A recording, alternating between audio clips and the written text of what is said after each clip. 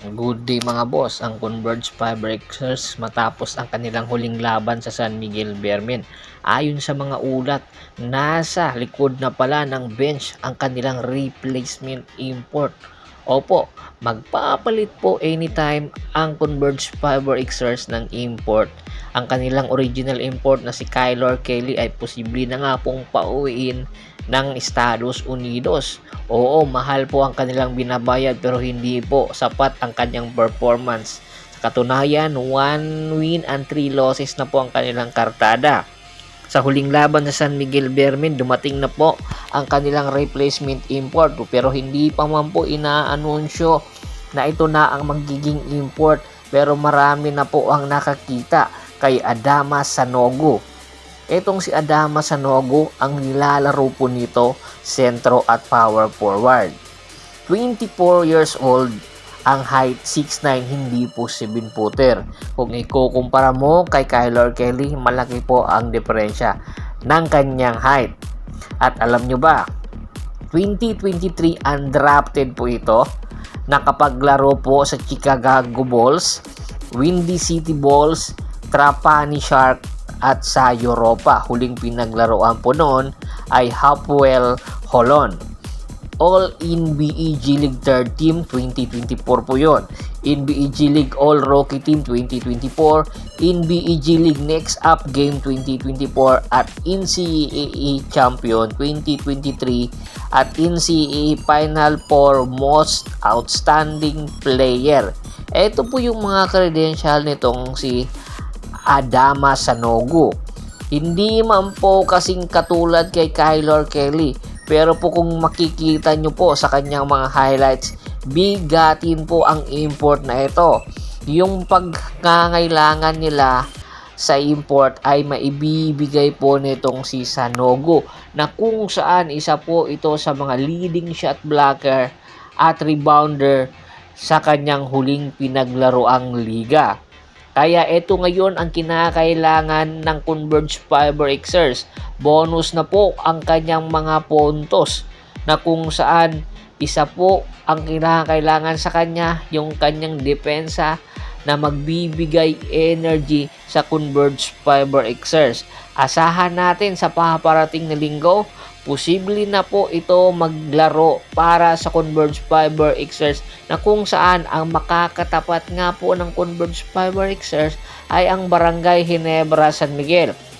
Kaya ngayon pa lang ini-scout na po ito ng Barangay Ginebra kung paanong paraan nila madidipinsahan itong si Adama Sanogo. Alam naman po natin na itong si Adama Sanogo ay hindi pa po nakaka-experience maglaro dito sa Pilipinas at sa Asia, at eto nga yung kanyang first time. Samantala ang San Miguel Beermen, posible na rin po magpalit ng import, at nakikita po nila ang magiging replacement import ay isang dating NBA player, Mo Mamba. Kilala nyo ba? Etong kanilang import na si Marcus Lee, posible na pong pauwiin dahil hindi po ang sapat ang kanyang performance, at ang magiging kapalit 7-footer. Imagine yan, 7-footer, age 27 years old, at alam nyo ba, 2018 first round, number 6 overall pick ng Orlando Magic. Ganon kabigat ang posibleng maging import. 2018 hanggang 2023 naglaro sa Orlando. Pagkatapos, lumipat ng Lakers, Philadelphia 76ers, Los Angeles Clippers, New Orleans Pelicans, Toronto Raptors, at ang huling pinaglaruan ay ang Utah Jazz, na kung saan ngayong season po naglaro ito at hindi man po binigyan ng pagkakataon, ay napatunayan niya na karapat dapat siya sa NBA. Ito ngayon ang posibleng sandalan ng San Miguel Beermen bilang backup na big man ni Junmar Fajardo. Alam natin na hindi kakayanan mag-isa ni Junmar Fajardo. Kinakailangan ng San Miguel Beermen ng supporting big man na kung saan magiging tower of power sa depensa ng San Miguel Beermen. Sa sunod na laban ng San Miguel Beermen, ang makakalaban po nila ang tropang Giga at si Bolbol. Kaya asahan natin baka ibandera na rin po ito ng San Miguel Beermen itong si Mumamba. Ito na ba ang panahon para magpalit nga sila ng import? At ito yung nakikita nila, si Mumamba. Tingin nyo, babagay ba ito sa sistema na ipinapatakbo netong San Miguel Beermen at ni Coach Leo Austria? Ano sa tingin nyo? Komento na sa baba ng video at pag-usapan po natin yan. Once again, this is Percival Monteron at your service. Don't forget to subscribe my sports channel at don't forget to click the notification bell button para maging updated palagi sa kwentuhan. At bago pa man natin tapusin ang ating kwentuhan, shoutout muna tayo sa ating mga solid na followers na lagi pong sumusuporta sa atin.